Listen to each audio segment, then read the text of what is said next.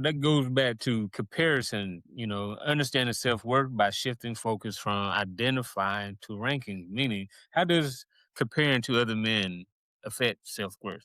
So, one thing that I've learned over the years is like, when a man consistently and constantly compare himself to other men, his value becomes based on where he stands in society, not who he is as a man, who he is to society. Like turning self worth into a competition he can never permanently continue.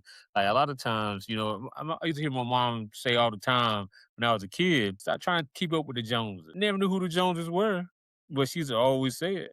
And I do know that a lot of times, like whenever a man is looking at other men, like what they have, sometimes it belittles them, they belittle themselves, and sometimes they just feel like inadequate. Where depending on who's comparing himself to, because I'm not gonna compare myself to Michael Jordan, although matter of fact, not Michael Jordan. I'm gonna say Tony Dungy, because Tony Dungy is one of my favorite coaches.